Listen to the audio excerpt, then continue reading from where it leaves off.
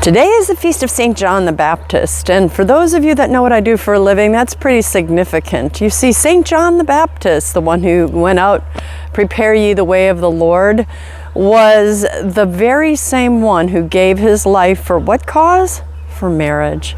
It was for truth, of course. But what St. John the Baptist did is he stood up to the highest ranking person of his day, knowing that there would be a price to pay for it. Maybe he knew, maybe he didn't. But all he did is he kept his eyes focused straight on Jesus, the one for whom he prepared the way. And he was preparing us by speaking truth.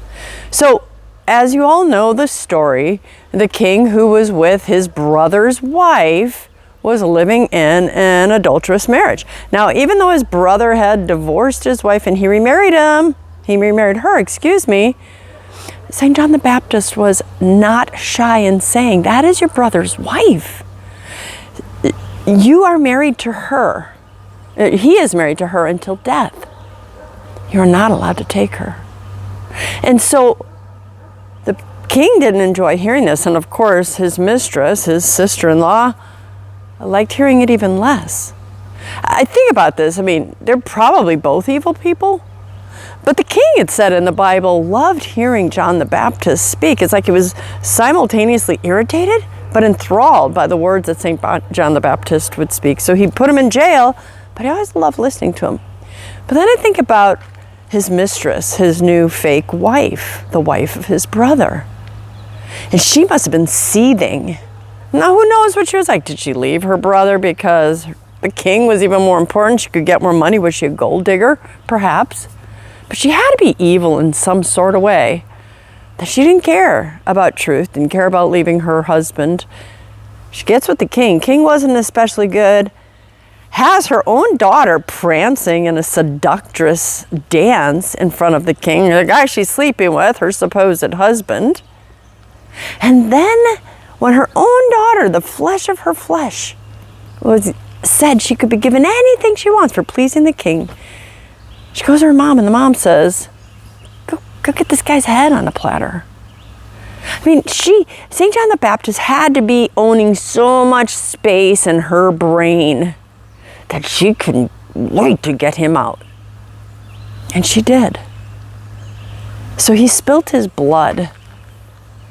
And the very last thing he did was to stand up for the truth of marriage. I'm persecuted a lot. My standers are persecuted a lot. For those of you new to my website, standers are people who are standing for marital reconciliation while their spouses are doing what the fake spouse of the king was doing as well. They were going on to marry second and third and fourth fake spouses and considering themselves married. But the people, standers, these are people like John the Baptist. They say, I know this hurts. I know I will suffer. I know there's going to be much to pay. But that doesn't change truth. I'm going to stand for the truth of marriage, knowing that even if you leave me, you shame me, you take all my money, or in some cases of some of these men that I know of in our group, they're not even given access to their own children because their spouses are so nasty and angry. Being nasty. I don't want to say that they're nasty people, but they're being nasty. And yet they say, none of that unmarries me. That woman is still my spouse till the day one of us dies. From a female standard, it's the same thing. My husband may be with another woman, but he's still my husband alone until one of us dies. My standards are so much like St. John the Baptist in a way, because they know there's going to be persecution. They know that maybe their heads will be on a platter one day. Maybe they'll die trying. But they stand on truth because they want to please God. I mean, for those of you standers watching, that's not bad company to be in. You stand with St. John the Baptist, who our Lord said, among men, among those created of women, there are none greater. None greater. If you stand for your marriage, you're standing with none greater than St. John the Baptist, who died for the same truth that my standards are living for every day. You guys, it's 2025. And in this day and age, truth is very hard to come by. So that when you do come by someone speaking truth, they really do stand out, and they really do look as if they were odd, and they are persecuted. Try it sometimes. Speak truth. Speak truth about what God teaches about the Eucharist. Let's start with that.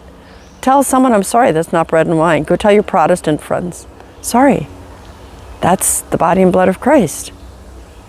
Sorry, the Catholic Church is the only one Jesus founded. Sorry. Truth is that marriage is between one man and one woman forever until that one dies. Speak truth in this day and age, and you will be persecuted, and you may even be martyred. But when you do give your life, sorry, I'm in the woods of Wisconsin, and you do meet the King of Kings and the Lord of Lords, and all of that is behind you, you'll be so grateful that you stood on truth, because the reward in heaven will be great for all of eternity, never again to suffer. Never, ever, ever to suffer. So on this feast day, I'm so glad to be standing with a group of people who most resemble St. John the Baptist in terms of mission. And I'm proud to be standing among them. Happy feast day, standers. Happy feast day, St. John the Baptist. To all of you fighting for truth. God bless you. I'm Dr. Christine Bacon. Thanks for watching this Breakfast with Bacon. Well, Bacon Bit. And as always, remember to live your life sunny side up.